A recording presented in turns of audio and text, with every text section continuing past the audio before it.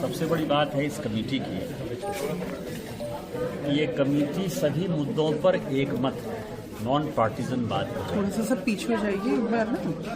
और जो एल्गोरिदम है उस एल्गोरिदम में आप ये समझिए जो सिचुएशन पैदा हुआ है, जो मेटा इंडिया ने किया, जो एक्स ने किया, जो यूट्यूब ने किया, वो देश को जानने लायक था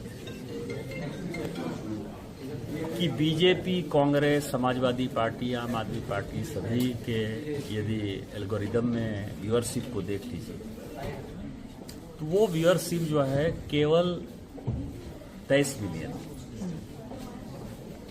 और जो न रजिस्टर्ड पार्टी है न रजिस्टर्ड एनजीओ है, स्ट्रीट पर किसी तरह के बहकावे में है, उसका जो एल्गोरिदम है वो 27 मिलियन।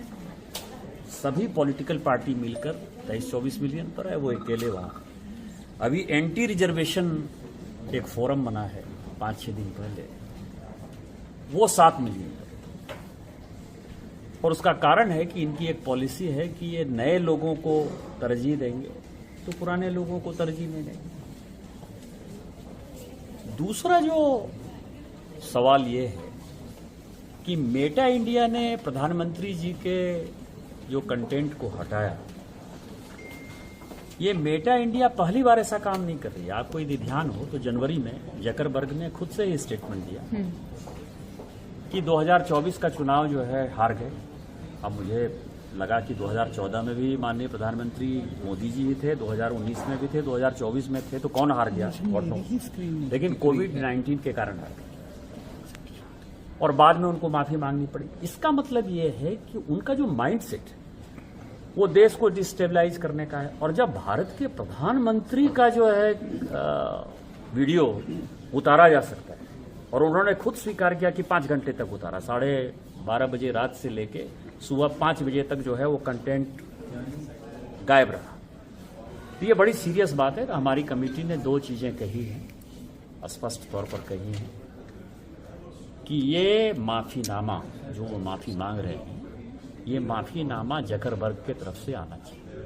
और ये जकरबर्ग नहीं देते हैं तो जो सेफ हार्बर का जो प्रोटेक्शन है उनको सेक्शन 79 में, वो सेफ हार्बर का प्रोटेक्शन उनसे वापस ले लेना चाहिए 3-4 चीजों। एक तो चाइल्ड सेक्सुअल एब्यूज का जो CSAM जो है, उसमें यूट्यूब के पास भी वो कंटेंट रहता है, मेटा के पास भी वो कंटेंट रहता है, और चाइल्ड एब्यूज के कंटेंट को नहीं उतारते। महिलाओं के कंटेंट का वो उतारते नहीं है। भारत सरकार के ये दोनों नियम बड़े सख्त हैं, और उसके ऊपर ये होम मिनिस्ट्री की भी बात नहीं मानते हैं, IT मिनिस्ट्री की भी बात नहीं मानते हैं सभी। तो हमने कहा है कि इन सारे चीजों में और कई एक चीजों में, आपको पता है कि तेलंगाना की जो कांग्रेस सरकार है, वहां के चीफ मिनिस्टर ने मेटा इंडिया के ऊपर जो है FIR किया है, चीजें किया है।